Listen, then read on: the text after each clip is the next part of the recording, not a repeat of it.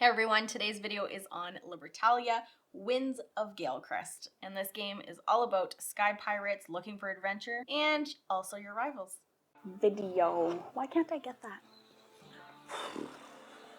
No. I'm gonna redo that. So 2 things before we start. My name is Krissy and this is my channel 𝗧𝗜𝗠𝗦𝗢𝗥𝗘𝗑. If there is a board game out there that you would love for me to review, please let me know what that is down in the comments below. Like this video and of course go ahead and subscribe to the channel if you are not already. And of course 2, thank you so much to Stonemaier Games. This is a review copy for me to take a look at it for you and let you all know what I think about it. So let's go ahead and take a look at the table and we'll go over all of the components.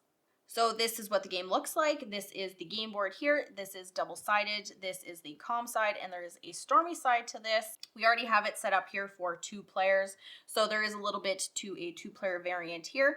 So for each color, so we have green and purple. You can tell by the colors around the ship here for the cards. And with those 2 colors, you're going to mix up all of the reputation here, and you're going to choose randomly which one will be placed right here between the 10 and the 9 for the 2 players variants. And for the rest of them, you're going to be playing with all of them. Doesn't matter how many players that you're going to be playing with, all of them do come out, and the rest get randomly placed all around as well. And then the other thing for 2 players is you're going to be drawing free loot token and placing it down on the board. So there's a bit of a setup with this here, and I'll go through a little bit more in detail about how this is set up later on in the video, so stick around for that. And the last thing for 2 players is this right here. This is the midshipman. It gets placed and covers these 2 right here, and it's basically acting as a 3rd player, but without you having to do anything at all in this game. When it comes time to the players placing their cards down in the island here, depending on what number you're going to be placing, it's either going to be in front or after the midshipman, and that will determine the ability on the card if it gets used or not. Now, like I was saying, the board is double-sided, and the only thing that's actually really different is all of these abilities here that have to do with the loot tokens. Now, to mix this game up, it actually does come with loot tiles, which are basically the ones on the calm side of the board, and on the stormy side of the board, you can shuffle it, do it as random. If you wanted to pick which ones that you like the most, you can use those, and they simply just go over the board like so to replace the ones that are already there. So if you've played this game a little bit and you think that it's time for some randomness, that's exactly what you're going to get from these loot tiles here. Now, each player's setup, you're going to get your score dial here. You have all of your cards, and you have your graveyard tile right here. So everybody has the exact same cards. There's 40 different types of cards. One player needs to shuffle their hand, and then they're going to draw 6 cards. Whatever 6 cards that you drew, everybody else, all of the other players are going to take out those exact same 6 cards. So everybody is playing the game with the exact same 6 cards to begin with. So these are the 6 cards that I chose. You're going to go through all of your cards and you're going to look at all of the abilities that all of these cards have. Now, some of them have a sun, some of them have an anchor, and some of them have a moon. And some of them, not on any of these cards, but they do have a dusk symbol, which is this one right here. So now whenever you have your cards in your hand, you want to make sure that you know them, all of their abilities, and you're going to choose one that you want to do. Now, like I was saying earlier with the midshipman, these are the numbers that are going to determine if you are before or after the midshipman. Now with the 2-player variant, if you are before the midshipman, you must place your character here if it is the only one that's ranked 20 or below. And that has to do with the character ability on the midshipman here. So this one just basically says if a character is directly to the left of the midshipman, that character's opponent would remove 1 loot from the current day. So you would pick whichever card that you want. Let's say we're going to go with Necromancer here. You would keep that card face down until your opponent has picked a card from their hand and places it down. Everybody is going to reveal their cards at the same time, and then you're going to determine which order that they get placed. So at the beginning of the game, you're basically setting off on a journey. You're gone for 3 voyages, and each voyage is going to take a different number of days. Your first voyage is going to take 4 days, your second 5, and your third and last voyage is going to take 6 days. Now, depending on which voyage you're on, you're going to take whatever loot tile at random from the bag, and you're going to place them down on the board here like so. So we have the first voyage that's going on right now, so you would draw 3 for a 2-player game. game, you'll place all of the loot tiles down for the first 4 days like so. So now the way that this works, once you've placed all of your cards down, so you're going to activate any sun abilities on the cards from left to right. So my card, being the Necromancer, would activate. This one is discard a relic token from your ship. If you do, return the character from your grave to your ship. So once you discard a card, it's going to go to your grave here so that you know you can differentiate which is your draw deck and which is your discarded cards. Everything is face down because you don't want your opponent to remember what cards that you have placed down, because everybody has the same 6 cards at the beginning of each voyage, but some cards will be left in your hand and you kind of don't want them to remember what cards, so that you can potentially surprise them with what cards that you're actually going to be playing. A relic in the game is these purple cards, or the purple loot tokens right here. I don't have any. This is the first round.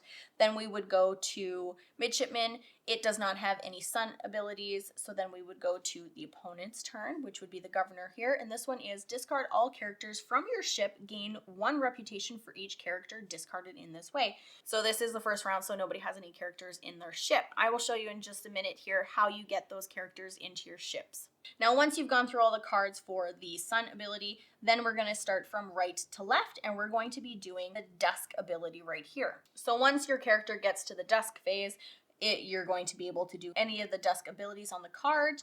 You'd take it off if you can't, and then you would collect your loot token placed over here. Now, any cards that you have that are coming off of the island go into your ship like so. So at the end, whenever you remove your characters from the island, then you get to the night phase. Night phase is basically the exact same thing as the daylight time and the dusk time, but now you're going to be doing the abilities on the characters that are in your ship if they have the night icon. The night icon looks like this. And if you have any of these in your ship, you'd be able to score them. So Wind Nymph here says, if you're the only player with Wind Nymph in their ship, gain 2 doubloons. Otherwise, discard all copies of Wind Nymph from all ships, including yours. I am the only one with this one in, so I would be able to collect 2 doubloons. Now, these loot tokens all have to do with these down here. So for the comm side of the board, the chest here, at the end of a voyage, you're going to be able to collect any of these anchors, whether it be on a card or from your tokens here, from your loot tokens.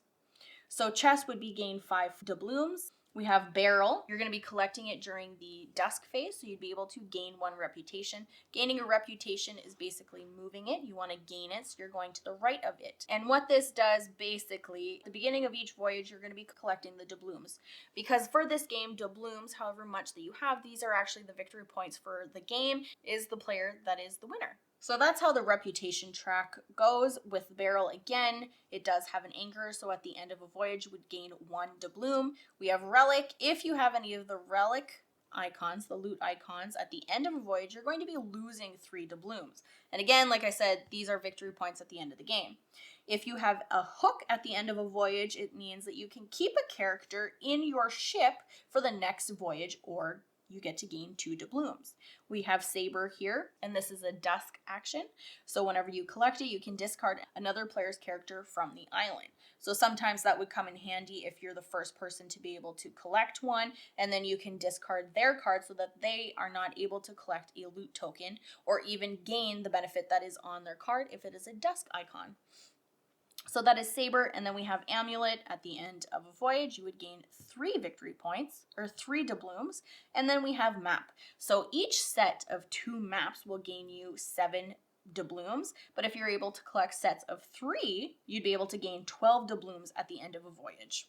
Once the voyage is done, the first voyage is 4 days. So at the end of the 4 days, you are going to be done. You're going to do the end of the voyage. You're going to be collecting any of the doubloons from the loot tokens. You're going to be collecting any of the doubloons from the anchor abilities.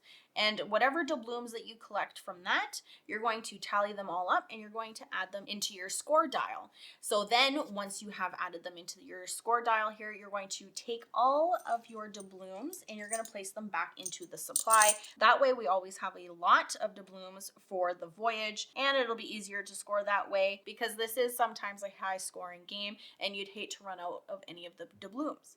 Now at the end of your voyage, you're going to be left with some cards in your hand. You keep keep these in your hand and you're going to draw 6 new cards, and everybody is going to collect those 6 new cards to their hand, and everybody will still have those 2 extra cards. And then at the end of the second voyage, you're going to have some more cards left over in your hand too. You need to take advantage of that, as nobody else knows what cards that you have left in your hand. So that is basically how you play Libertalia. This is a really fun game.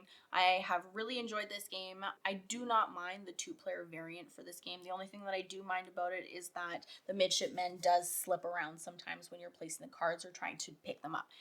That is the only complaint that I have about this game, is just simply the midshipman for the 2-player variant. I love the quality of the components for this game. I also love the box, the organization within the box. I think a box storage is just really nice in any type of game, but this one is just extra nice because each character has their own spot in the box. Now, the metal coins did not come with this game. This is a review copy. Again, we did purchase our own metal coins for this game. We are a sucker for metal coins. I think it just really adds to a game. So we did buy these ourselves. Really love them. The game did come with just regular punch-out doubloons for these, but it did come with a nice little storage for it too, and it really helps whenever you're playing the game to kind of keep them all contained. And then with the doubloons for this game, I love how at the beginning, or at the end of each voyage, you're counting up your doubloons that you've collected, and you're adding it to your dial here, so that it's a lot easier to keep track of how much you have, and then you're not running out of your doubloons either. So you always have them, you're not running out, and it's a lot easier to keep track of it this way. So I think that's a neat way to do it. I don't think that I've actually played a game that had that way of dealing with currency for the game.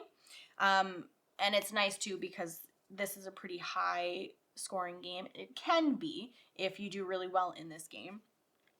And the game does play really good at 2 players.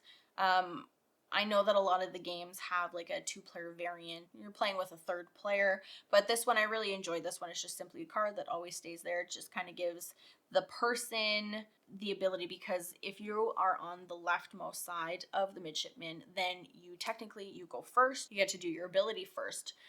So to add the midshipman and having the character's opponent remove one of the loot tokens, then it kind of gives benefit to both a little bit. So you don't always have to worry about being the first player, not getting anything that you want because you're second. So really, I enjoyed the way that this 2-player variant is in this game. Really enjoyed it. I think this would be a really fun game to play with more players. This game does go up to 6 players, so I wish that we got to play with more people, but most of the games that we play are really just Nick and I who play them, which is just 2 players. So I'm really interested to know how this would play at 4, 5, 6 players. I think it would just be a little bit better. I really enjoyed that everybody is playing with the exact same 6 cards for every voyage. Everybody's getting the same 6 cards. You'll still have some cards left over, but it's just really cool and neat to see everybody play. I say everybody, but Nick and I, we always take 2 different approaches when playing games. So it's really neat to see how we play the game with the exact same cards. I think it's pretty neat. And I have a playthrough of this coming up, so you'll see it. A lot of the times we would play the exact same cards, but our gameplay was still completely different, and we always ended up with different scores at the end, whether it be really close together or really far apart.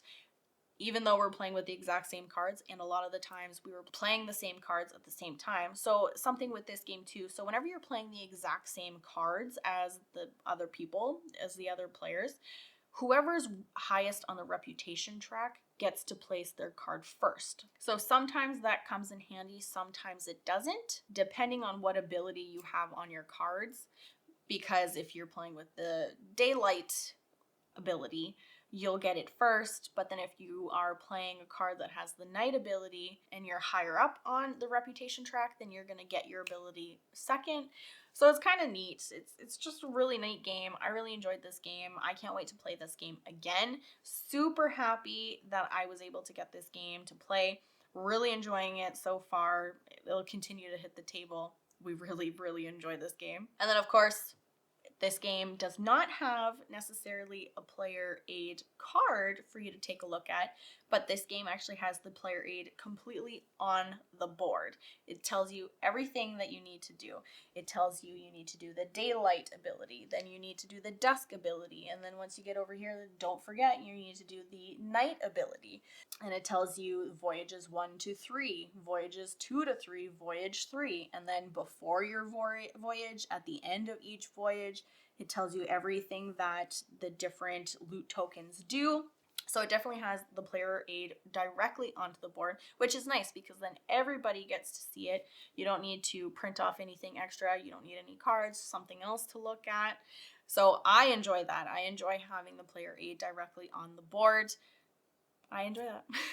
And it's overall just a really neat theme. Sky Pirates. So anyway, if you enjoy Stonemaier games, if you enjoy high quality component games, a game that plays really good at 2, I assume plays really well at a higher player count, definitely take a look at this game. I hope you enjoyed this video, and I will catch you next time. And so, relax.